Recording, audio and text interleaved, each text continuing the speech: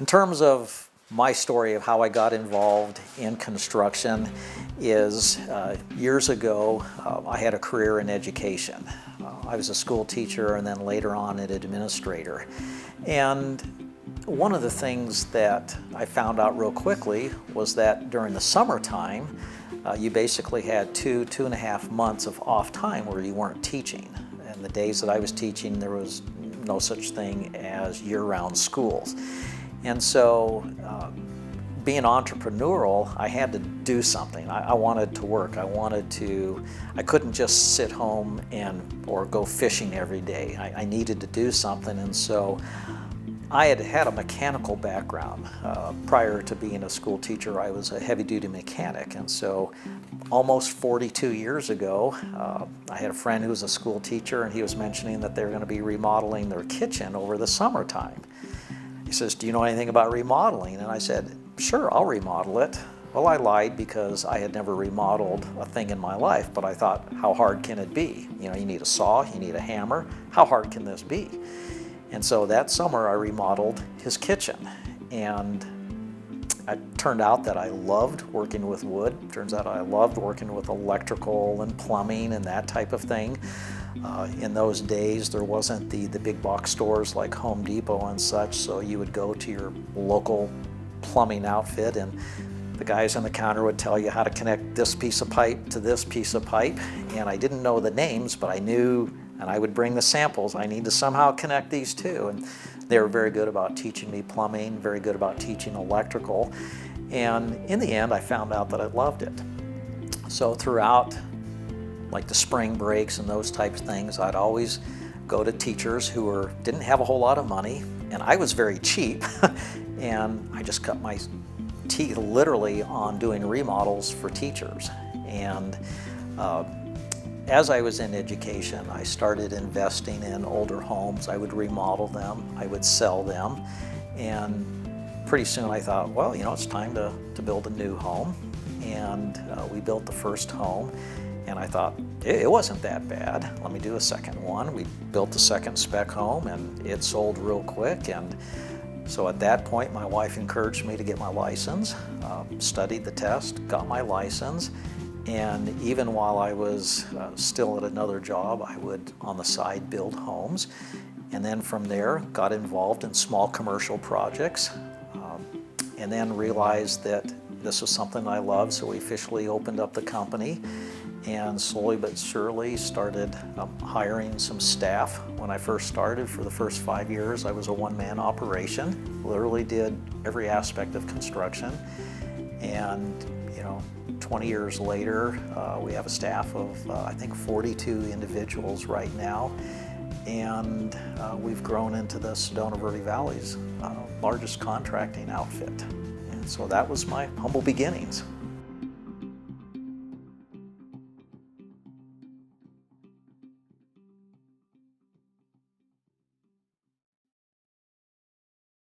Tierra Verde Builders has been in business now for 24 years. The S.T.E.A.M approach is very much used within the construction business. Construction projects all start with a vision, and the vision is, what do we want to build? Whether it's on the commercial side of, I want to develop a care facility for the elderly people. What does that look like? Or on the residential side, we want to build our home. It may be a starter home, it may be a dream home, but it starts with a vision. And within the vision, there's always parameters. And the parameters usually have to do with mathematics, which means a budget. It usually has to do with, there's a certain type of lot that this building needs to be put on.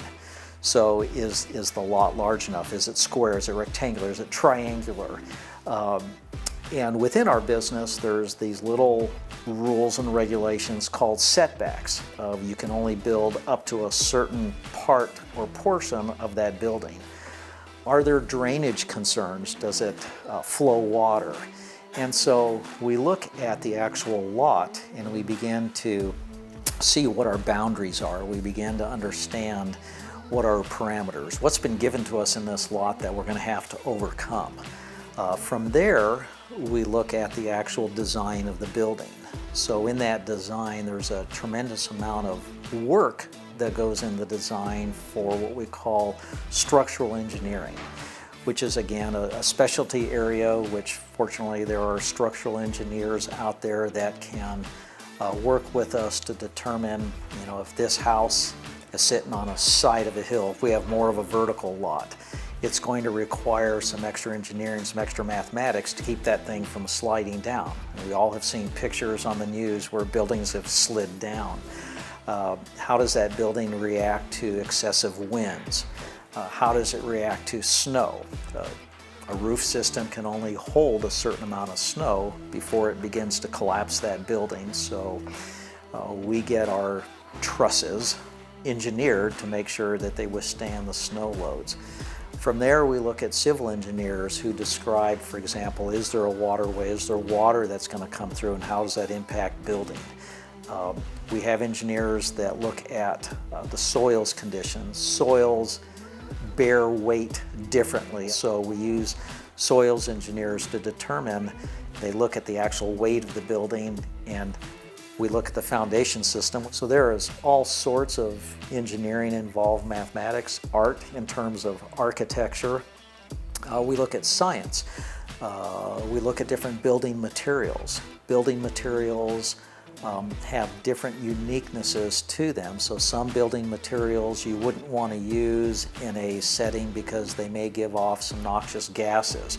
They're great for the use where they're at, but not necessarily for a finished product. So we're constantly researching product. We're constantly looking at ways to make sure that we have a safe building industry. In terms of mathematics, there's a ton of mathematics that goes on. Structural engineers use that all the time in terms of, again, we look at snow load. We look at what we call live load, how much pressure bears down. We look at dead load. We look at all sorts of things that are a little bit above my pay scale, but in turn, they tell us how to build this building. So literally every day in my job, we're using literally every aspect of S.T.E.A.M. My job is more of doing design work, getting people into permitting, helping them find financing. So it's more of a mind challenge. However, on the weekends I do get to get my hands dirty, and every once in a while during the week I'll pitch in and help, but most of the time my job is here in the office. I actually got into this line of work because I knew John and Mary Bassus. And I had left my longtime newspaper career, and they were looking for someone to work in the office, and so I hired on with them. What I do is I work a lot with the customers for our remodels, our new builds, and I make sure that I'm giving them the information they need to make the decisions that they need to make for their home. It could be buying their appliances, it could be buying their bath accessories or their plumbing. And then once they decide that, I make sure that information gets to our crews in the field. In terms of the engineering requirements between commercial and residential, there's substantially more requirements on commercial because commercial has to do with what we call public spaces. It has to do with making sure that the public is secure and safe. So the building codes are completely different for commercial as they are for residential, a lot more stringent. We really like to cross-train here, but we do have our crews split up. So normally we would have a crew that does nothing but framing. That's both on the residential and the commercial side. We have a crew dedicated to just remodels. Remodels, you pretty much have to be a jack of all trades. You have to know a little bit about plumbing, a little about electrical. You have to understand how a house is made up, so when you go to demo a wall, you want to make sure that that roof doesn't cave in. We also have crews that primarily are on our commercial projects, because again, commercial projects are just, they're different. So what happens day to day, we have those three disciplines. However, you come to a day like today where it's raining or job sites are muddy, We'll take the crews that would normally be outside and we'll find indoor projects for them on remodels or that type of thing. So that's why we like to cross-train. We want to make sure that if at all possible they get the full amount of hours in, and it also makes them better in what they do. I use math constantly. When you do a cabinet layout for a home, obviously you've got to have the measurements of the kitchen square footage, and then place the appropriate sized cabinets into the kitchen. And you need to know the height of the ceilings, and then you need to know the height of what your cabinets are going to be. So that's one area where I use math. The other area is doing drawings, what we call plot sketches of homes on property, and it's all using an architectural ruler or an engineer's ruler, and it taxes my my early mathematics class. I go, wow, I'm really glad I learned mathematics, because in this job I really need to have that kind of knowledge. The engineer ruler is a ruler where an inch can equal either 10 feet, or an inch can equal 20 feet, or it can equal 30 feet. It basically is scaling. It's basically doing a scale for the drawing, because you obviously can't draw a home on a piece of paper at 1-to-1 ratio. It's got to be at a ratio. So that's what the engineer's ruler does. And then the architectural does the same thing, but it's not as scaled. So a 1/4 inch equals 1 inch, or a 1/2 inch equals 1 inch, kind of thing. When you're doing the area of a piece of property, then it's usually 1 inch to 40. 1 inch equals 40 feet, or 1 inch equals 60 feet. One of the things that we say is, here at Tierra Verde Builders, we do not hire superintendents. They come through the ranks, and there's a reason for that. We want them to learn it from the beginning. Just like you wouldn't bring a 5-year-old to my desk as an administrator, and I wouldn't say, well, as a parent, what grade would you like to put them in? You want to put them as a senior? Oh, that would be great, that would be fine. No, there's essential skills, and so for us, we now have 8 superintendents. All of them have started at a different level. Our superintendents earn a very good living. They earn a very good living in construction. Someone starting out, you have to put in the time. But in our estimation, by the time you put in 3 years, you will make equal to or greater than the medium standard of living here in Camp Verde. Okay, most of the time it's greater, because you will increase, because we're giving you learning opportunities to increase. And as you increase, it also increases your earning potential. There's other aspects of construction. There's estimating, how to take a set of plans. Okay, it's just a one-dimensional set of plans, and how to translate that into how many pieces of lumber. Okay, how many wires, feet of wires, all of this. You take that and you basically build the shopping list. We call it estimating in our takeoffs. There's other aspects where they can go into, we had one gentleman who left our employ and became literally the head maintenance person for a very large firm that takes care of a lot of the statewide and nationwide businesses, because he understood construction. So it does open up into other fields if, for example, the construction industry goes down. But what we've learned as a company is that one of the reasons why we're so diverse, and why we teach our people not just how to frame, but how to do a lot of different things as learning, because some aspects of construction will go down. We've seen where new construction has gone down, but remodels just take off. Remodels have always, for as long as I've been doing this for 42 years, have always been around. There's always this need. And if you interview most contractors stay away from remodels. It's seen as almost like a stepchild, and we embrace it. We love it. It carries us through. So as a company, we've learned to be diverse. Typically, when residential's down, commercial's up, and vice versa. So in the end, our job as a company is to try and be as diverse as possible so that it minimizes the effect of a downturn. And we've been very successful at that. Well, my favorite part of the job is learning because I'm constantly learning every day. I get to learn that there are different kinds of concrete that lay down for different reasons. I get to learn that there's different stucco. When you put stucco on a wall, there's synthetic, there's regular. I get to learn that you can stain concrete or you can use colored concrete.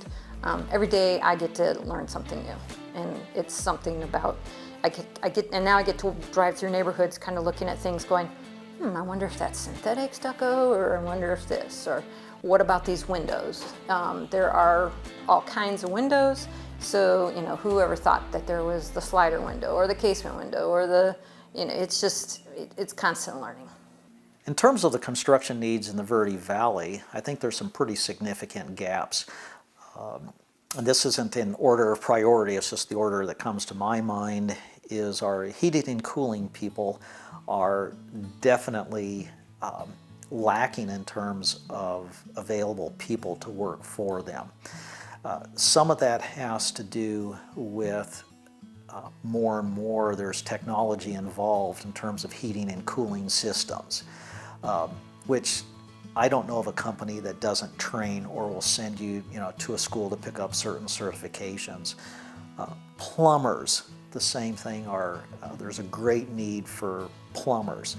I think a lot of us have this idea that plumbers, basically are just, they've got a shovel and they just lay pipe and it's just always hard back-breaking work. The thing about plumbers is a lot of times it's almost a forensic science. So for example, we're dealing with a home right now that there's water on the floor. Basically what has happened is there's an underground pipe and the pipe now has a pinhole leak and it's now starting to surface. And so there's some really neat technology out there is how you trace leaks, everything from cameras to other things that are able to, they can put tracer elements, flush it down the toilet and see how come it's not going in the septic tank or in the sewer. There's all sorts of what I call forensics out there that to me are just fascinating and it takes a little bit of training. Again, that's where technology comes in place. The other big need that we have is those that are involved, we just call them framers. But I call framers mathematicians. They are able to literally put the building components, the walls, the roof systems, everything together. Significant need for framers in this area. Those that come with an educational skill set will always rise through the ranks faster because they understand it up here, because they understand, again, math and technology.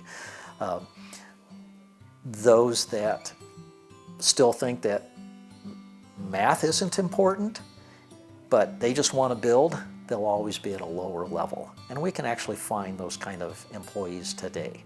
But what we're looking for is the ones that want to grow with us, the ones that want to literally become better so that they can afford to live here and afford it comfortably. So those seem to be, and then on the last side is the electricians.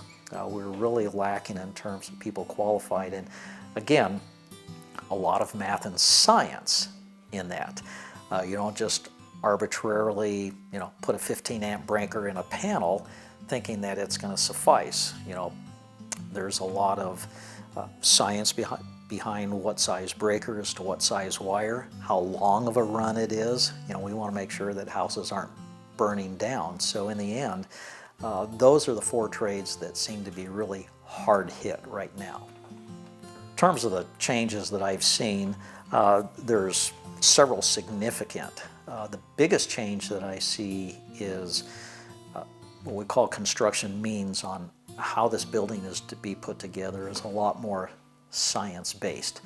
So 10 years ago, we never had what we called energy codes. You basically insulated the way you thought, you basically put the house together the way you thought, and it was just a lot of builder discretion or indiscretion, depending on if you had a good contractor or a bad one.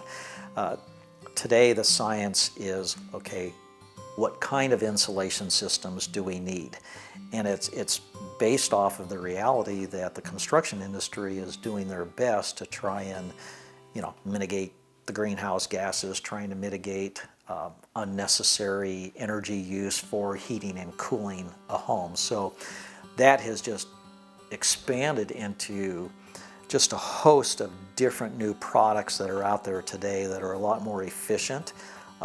Some are greener, some are sourced differently because, why would I order something out of a foreign country when maybe I can use this product over here that achieves the same thing, but we don't have that waste and transportation of bringing it. So there's a lot more science-based building. That's number one. Number two is I never dreamt of the day that I literally would be, behind a computer 6 to 8 hours a day. So much information that's transferred through the computer that has to be put into these building projects, and so I was not raised, I was never trained on a computer. Those kind of happened after I got out of school. And so fortunately I have 2 children and they've been able to teach me a lot. And now I will spend 6 to 8 hours a day on computers. So information that is traded back and forth is always done through the computer. And then the last thing that I see is on the engineering side, just how much more engineering goes into a house.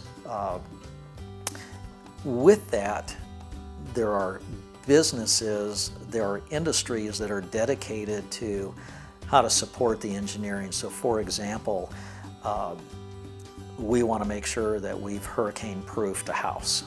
Okay, so how do you do that?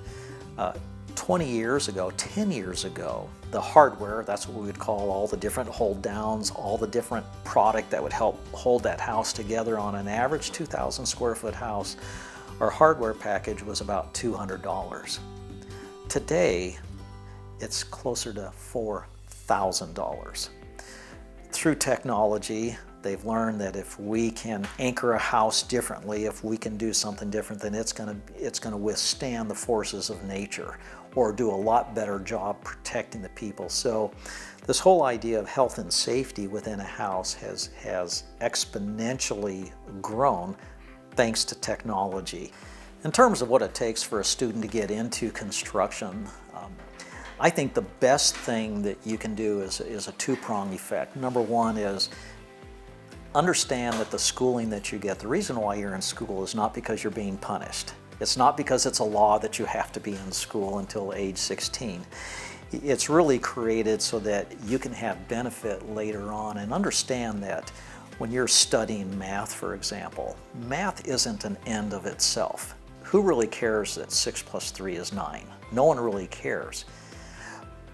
But when you come out to the world of construction, okay, and now all of a sudden we're measuring a wall length, and we say, okay, we have a 6-foot run and we have a 3-foot run, all of a sudden you realize that 6 plus 3 is not just 9, but 6 plus 3 equals 9 linear feet. And if I'm paying you to build a wall section by the linear foot, you better know what 6 plus 3 is. All of a sudden it makes sense because it translates into dollars. It also translates into materials. We need to know how much 9 linear feet of wall section is going to be because we need to order up that material. We need to make sure that we've billed the customer properly.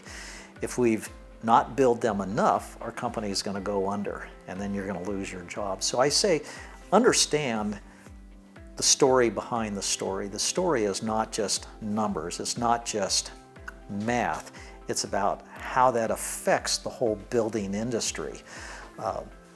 I have shared before that there was a time that I didn't like math. I didn't understand math. I still have to work hard at math. But what I've learned is, in the end, if I work hard and I do my due diligence, ultimately it's reflected in how much I bill that customer, and in the end, how much money I'm going to declare on my income tax, and what kind of groceries can my wife and I afford, what kind of vehicle can we afford to buy. It really translates to that. So if you're in school and you understand what's the big deal about math because I don't want to do it, well, guess what? Math is very important. Sciences understand the story behind the science, because in the end, there's virtually no job out there that you can do that doesn't involve some type of science. I don't care if you're cooking at Taco Bell or if you're working at Tierra Verde Builders. It always involves science. My encouragement is take advantage of the educational system. It's not there to punish you. It's there to teach you, because pretty soon it'll make sense.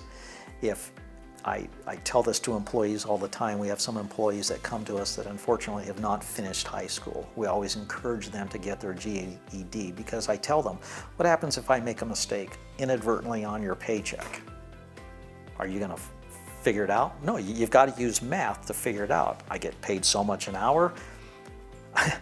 I've worked so many hours. You need to double check my math, because I am human. We do make mistakes in payroll. Very rarely, but we will make a mistake. So math is important. It's very important. The second thing that I tell them is you really should take advantage of some of the opportunities. There are opportunities within schools to learn some of the trades. We have the vocational district, VACT, that you can pick up a class or two. One of the things that we do as a company is we hire young people, whether it's an hour a week or 2 hours a week, to do internship programs with us.